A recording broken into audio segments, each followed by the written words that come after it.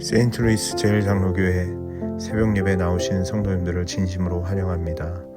오늘도 찬양과 말씀을 통하여 또 기도를 통하여 하나님께서 우리에게 주시는 말씀을 사모하며 나아가는 시간이 되기를 소망합니다. 오직 너는 스스로 삼가며 내 마음을 힘써 지키라. 그리하여 내가 눈으로 본 그 일을 잊어버리지 말라. 네가 생존하는 날 동안에 그 일들이 내 마음에서 떠나지 않도록 조심하라. 너는 그 일들을 내 아들들과 내 손자들에게 알게 하라. 네가 호렙산에서 내 하나님 여호와 앞에 섰던 날에 여호와께서 내게 이르시기를 나에게 백성을 모으라. 내가 그들에게 내 말을 들려주어 그들이 세상에 사는 날 동안 나를 경외함을 배우게 하며 그 자녀에게 가르치게 하리라 하시매, 너희가 가까이 나와서 산 아래에 서니 그 산에 불이 붙어 불길이 충천하고 어둠과 구름과 흑암이 덮였는데 여호와께서 불길 중에서 너희에게 말씀하시되 음성뿐이므로 너희가 그 말소리만 듣고 형상은 보지 못하였느니라. 여호와께서 그의 언약을 너희에게 반포하시고 너희에게 지키라 명령하셨으니 곧 십계명이며 두 돌판에 친히 쓰신 것이라. 그때 여호와께서 내게 명령하사 너희에게 규례와 법도를 교훈하게 하셨나니 이는 너희가 거기로 건너가 받을 땅에서 행하게 하려 하심이니라. 굿모닝. 수요 예배가 있는 수요일 아침입니다. 오늘은 목소리만 들어도 은혜가 되는 이정 장로님이 말씀을 전해주시는데요. 많이 오셔서 성령 충만한 시간 누리시기를 바랍니다. 저도 온라인으로 참석하겠습니다. 주방으로 뛰어갔다가 뭐하러 왔는지 몰라서 다시 방으로 돌아가신 적이 있으신지요? 아니면 차키를 어디에다 두었지? 라고 찾는데 내 손에 들고 찾고 있었던 적이 있으신지요? 이것을 살매라고 합니다. 살짝 치매라고 하죠. 사람은 잘 잊어버리고 망각하는 특징이 있는 것 같습니다.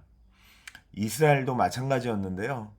출애굽의 은혜를 받았던 이스라엘은 금세 잊고 광야 40년 동안 내내 불평불만하며 지내는 모습을 알 수 있습니다. 그래서 그런지 오늘 모세는 약속의 땅을 앞둔 이스라엘에게 가장 먼저 하나님의 말씀을 잊지 말라라고 이렇게 전합니다. 9절에요. 오직 너는 스스로 삼가며 내 마음을 힘써 지키라. 내 눈으로 본 일을 잊어버리지 말라. 싸움을 잘해라. 가나안 정복을 위해서 전술을 잘 짜라 라고 하기 전에 잊지 말라고 합니다. 역사의 주관자가 하나님이시고 그 하나님을 잊어버리는 순간 모든 것이 아무 의미가 없고 끝나버리는 것을 알기에 하나님의 은혜를 기억하고 하나님의 은혜 안에 있는 것이 중요하다라는 것을 기억하라는 것이죠. 또 한 걸음 나아가서 그 일들을 내 아들들과 내 자손에게 알게 하라. 손자들에게 알게 하라 라고 얘기합니다. 자손도 아니고 손자네요. 하나님의 주관은 한 시대만이 아니라 오고 오는 시대에 모든 시대에도 영원토록 살아계신 하나님은 동일하게 역사를 주관하시고 개인과 가정과 교회를 통치하시기 때문에 우리가 줄 수 있는 자녀들 또 손주들에게 복은 재산도 유산도 좋은 학벌도 아니고 바로 우리 가정에 베풀어 주신 하나님의 은혜를 들려주는 그 믿음의 이야기라는 것을 이야기합니다. 그런 면으로 이렇게 적용해 보면 어떨까 싶어요. 손자, 손녀에게 설이나 명절 또는 통화할 일이 있으면 이렇게 얘기해 보는 거죠. 건강해라, 별일 없냐, 이런 말에서 멈추기보다 그 이상으로 정말 하나님께서 역사와 우리 가정을 인도해 주셨다. 하나님께서 우리를 도와주셨고 어려웠을 때 하나님의 도우심으로 우리가 이곳까지 오게 되었다 라고 하는 것을 이야기해 주는 것이죠. 그러면서 이렇게 얘기하는 겁니다. 고난과 역경은 인생에 항상 있는 일이란다. 그런데 편안한 삶보다 더 중요한 것은 하나님의 주권자 되신 하나님의 은혜를 기억하고 그분을 붙들고 순종하는 것이란다. 이것이 중요한 이유가 뭘까요? 10절 말씀에 보면 하나님은 호렙산을 기억하게 하셔요. 호렙산은 하나님의 십계명을 받은 곳이고 하나님의 음성을 이스라엘이 들었던 곳입니다.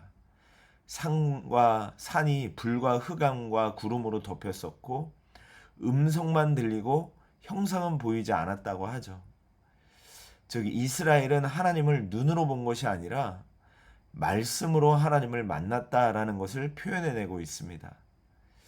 이것이 믿음을 가르쳐주는 성경 본문이라고 생각이 들어요.